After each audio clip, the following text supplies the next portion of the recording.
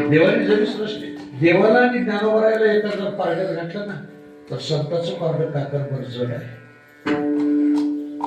देव होणं सोपं आहे, दोन्ही पाय जोडून कमरेवर हात ठेवून उभारणं सोपं आहे,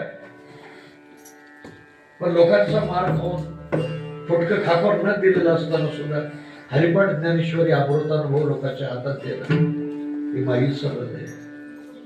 म्हणून आईनं रागवावं एखाद्या वेळेस पण टाकून देऊ नये. मला बोलणं कळतंय? आईनं लेकरावर रागवावं, जर लई चुकलं तर मारावं, त्याला शिक्षा करावी, पण आईनं सोडून देऊ नये. जर आईनं सोडले ना तर जगात तुम्हाला कुत्र खाणार. सगळ्याकडे तुम्ही जाल, प्रेम करतील, पण पोट भरण्याची ताकद माईमध्ये. सगळ्याकडे तुम्ही जा, संसारातली सत्ता असेल, संपत्ती असेल, मान असेल, पद असेल, प्रतिष्ठा असेल, परिवार असेल, सगळं असेल, पोट भरणार नाही. बेचैन होऊन जगावं लागेल, अतृप्त होऊन जगावं लागेल. त्यानंतर बाळाला दूध महत्वाचं आहे, जग महत्वाचं आहे. तसं जीवनामध्ये आपल्याला समाधान महत्वाचं. देवाने जरी जग निर्माण केलं तरी जगात देवाला बदल करता येत नाही, पण माऊलीने तुकोबारांनी ठरवलं तर जगात बदल करू शकतात.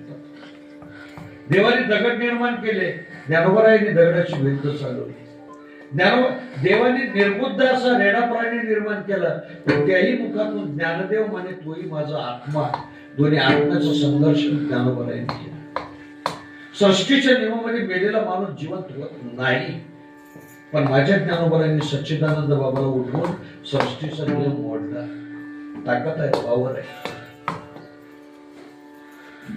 म्हणून एखाद्या वेळेस दोघही समोर आले, देव बी समोर आला आणि संत बी समोर आले, कस करावं अशा भानगडीत पडलो का तुम्ही? कुणाची पूजा करावं, कुणाच्या चरणावर डोकं टेकवावं, कुणाला मध्ये या म्हणावं? नाही मी जमलं तुम्हाला, देवाला काही म्हणू नका, त्याच्या पाया बी पडू नका, त्याला मध्ये म्हणू नका, त्याला काहीच म्हणू नका. पण संत जर दारावर आले तर पहिलं प्राधान्य संताला द्या. एखाद्या आईच्या गर्भामध्ये लेकरू आहे का नाही, माईला जेवायला आमंत्रण दिल्यावर माईला एक वेगळं ताट, गर्भातल्या लेकराला वेगळं ताट वाढायची गरज नाही. माईने जेवली की लेकराला पोहोचतोय.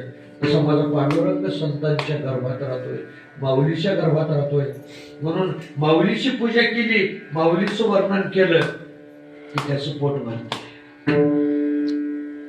देव सारावे परते, संत बोलावे आरती. पहिलं प्राधान्य त्यांना द्यायचं. असं काय विशेष आहे काय?